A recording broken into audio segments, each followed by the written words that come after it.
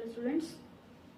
So this is our next video. In the last video of class 12 maths, we learned how to find out minus and cofactors of given determinant.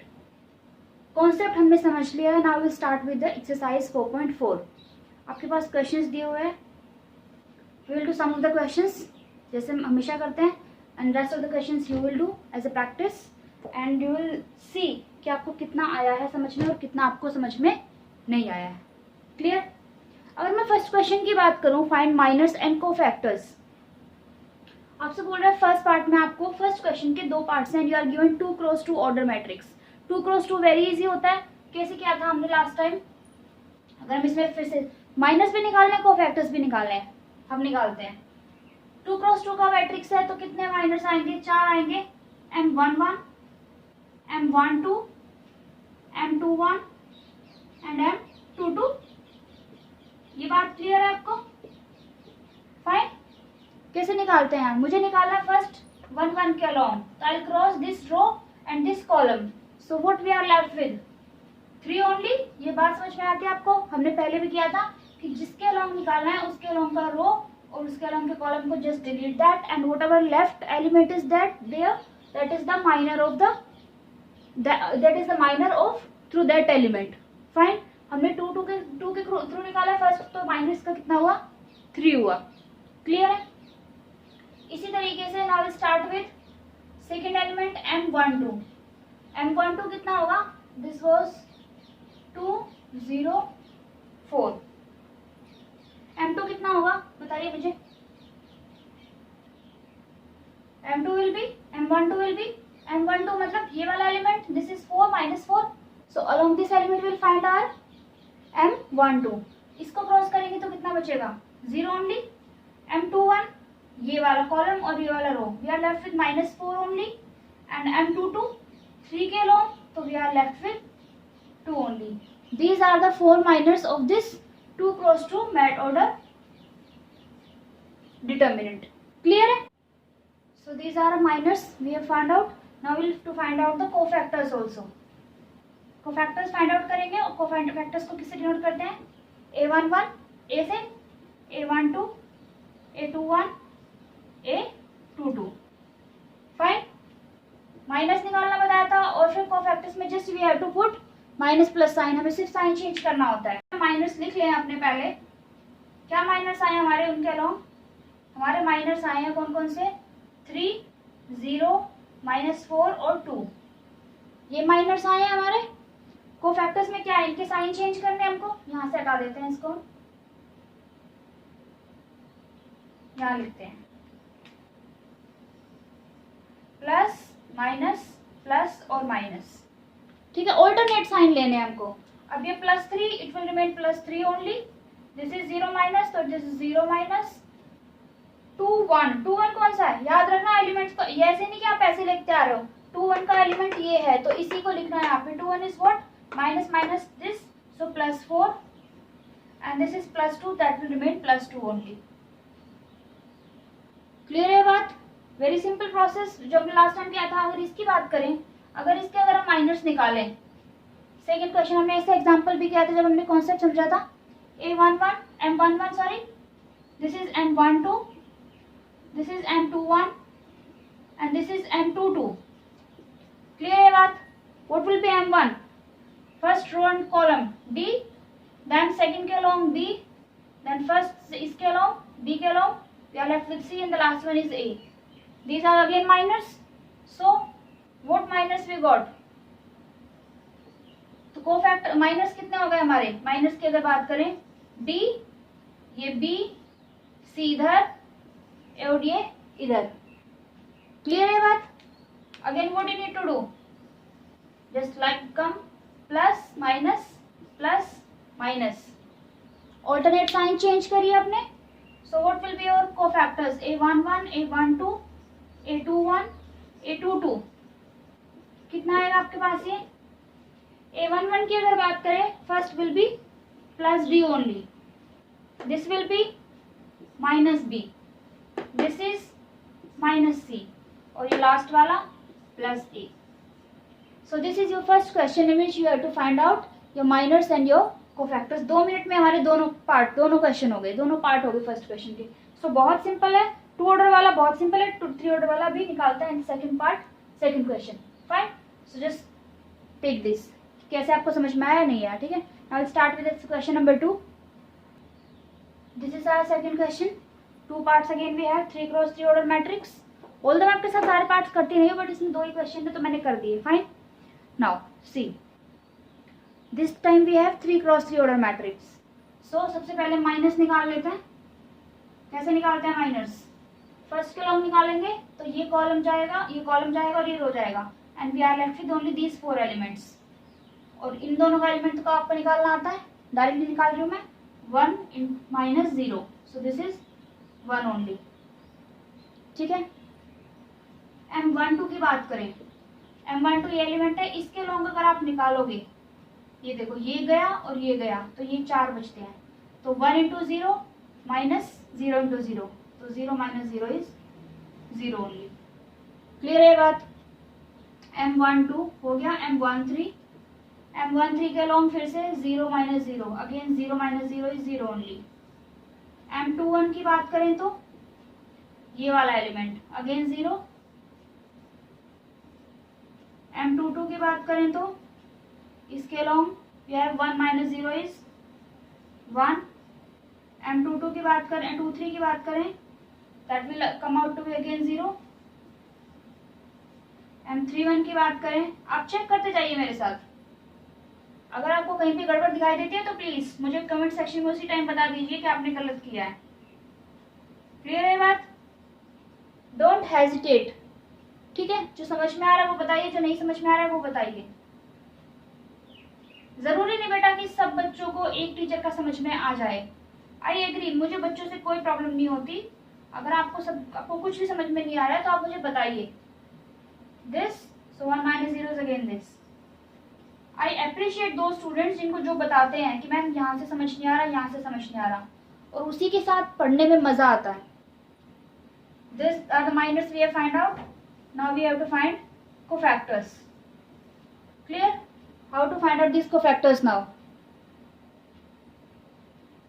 Now before cofactors जरा minus लिख लेते हैं ऊपर अपने। क्या minus आए हैं हमारे पास? क्या आए हैं हमारे माइनस? हैं इसमें 1 0 0 0 1 0 0 0 1, ये माइनस आ गए हमारे पास। Now we have to find cofactors. Cofactors निकाल लें, डायरेक्टली लिख लेते हैं हम कोफैक्टर्स। कोफैक्टर्स को भी डायरेक्टली लिख लेते हैं यहाँ से। कैसे करते हैं हम? फिर से वही चीज, प्लस माइनस वाली मैंने आपको बताई थी जो, दिस ऐसे जाइए और ऐसे वापस आ जाइए, and at every junction you have to just change your plus minus sign alternatively. First was plus minus plus minus plus minus plus minus and last is plus. Clear है बात? नाउ सी, अगर इसकी बात करें it will mean plus 0, next is 0, this is 0, this again 1, this is 0, this is 0, this is 0 and this is 1। तो आप देख रहे हो जो हमने क्वेश्चन स्टार्ट किया था, the same question you are having. Clear? तो आपके पास इस तरह से 1 मार्कर में क्वेश्चन भी आ सकता है कि फाइंड आउट, या 1 मार्क में वो आपको दे सकता है which matrix is same as its cofactors, की कोफैक्टर्स और cofactors as well as minors. आप देखो माइनर्स और कोफैक्टर्स सेम वही मैट्रिक्स है, जहाँ वही डिटर्मिनेंट है जहाँ से हमने क्वेश्चन की स्टार्टिंग की थी। तो ये तीनों चीज सेम आ रही है। तो ऐसी कोई आप वो क्वेश्चन पूछेगा what is the determinant in which the determinant its minors and cofactors all are same. So कौन सी मैट्रिक्स है वैसे, कौन सा डिटर्मिनेंट है ये? This is identity of order 3। This is identity matrix of order, identity determinant of order 3। Matrix ले लो, determinant ले लो, दोनों में सेम ही चीज है, बस साइन का चेंज होता है। मैट्रिक्स में you have the brackets and the determinant में you have the parallel sign, that is the your standing lines. Clear? Now see the next question. Now this is second part of second question. Again we have to find out the minors and cofactors. करिए इसको साथ में। First along करेंगे तो 10 plus 1 this is 11। First second के along करेंगे तो 6 minus 0 6 only. Third वाले के along 3 minus 0 3 only. Next second पे आइए, सेकंड रो फर्स्ट कॉलम, तो कितना आएगा ये 0 minus 4 that will remain minus 4। Second M22 2 minus 0 that is 2 only। M23 1 minus 0 1 only। M31 what will be M31 इसके long 0 minus 20 so you have 0 minus 20 is minus 20। M21 minus 1 minus 12 that is minus 13। M33 5 minus 0 that is 5 also। These are the minors। तो लिख लेते हैं अगर यहाँ पे miners को हम अपने, क्या माइनर्स आए लिखने में, क्या है साइन थोड़ा चेंज करने में इजी रहता है। 11 6 3 minus 4 2 1 20 minus 20 minus 13 and 5। ठीक है, now we have to find cofactors. क्या कोफैक्टर्स होंगे इसके बताइए। सो कितने हो जाएंगे, just we have to change the sign, plus minus plus minus plus minus plus minus plus minus plus. Clear है, तो देखो अब तो डायरेक्टली लिख दो। 11 this is 11 this is minus 6 this is 3 only. ये प्लस का हो जाएगा आपके पास, ये प्लस का है ही already. This will be minus 1 this is minus 20 this is 13 will become plus and this is 5। So this is the answer of your cofactors of question number 2 second part exercise 4.3। Clear है, बहुत simple है। आप साथ के साथ करोगे तो आप मेरे से जल्दी कर लोगे, आपको बात समझ में आती है तो। Now move on to question number 3 and 4। We have 2 questions left। Fifth question again आपके पास MCQ है, दैट वो अपने आप करिए। ठीक है, अभी हम करते हैं question number 3 and 4। This is question number 3 now. अभी थोड़ा सा डिफरेंट है, वो आपको बोल रहा है using your cofactors of elements of second row evaluate. Determinant आपको निकालना है। आप डिटर्मिनेंट निकालोगे सीधे सीधे तो भी आपका आंसर सेम आएगा, बट उसने आपको यहाँ पे कंडीशन दे दी कि आपको उसके कोफैक्टर्स को यूज करके ही आपको जो डिटर्मिनेंट है उसको इवैल्यूएट करना है। जब जब ऐसे डिटर्मिनेंट इवैल्यूएट करना हो तो what do you mean by how to evaluate, this is nothing but sum of product of elements of row with their corresponding cofactors. क्या मतलब है इसका, क्या मतलब है इसका, मैं ये बोलना चाहती हूँ कि जब जब ऐसे निकाल रहा हूँ कि second row second column first row first column, अब देखो हमें सेकंड रो के लॉन्ग निकालना है। सेकंड रो में कौन कौन से एलिमेंट है, ये 3 एलिमेंट है। कौन कौन से, A21 A22 और A23। ये है इनका sum of the product of, product और इनका होना चाहिए पहले तो सम।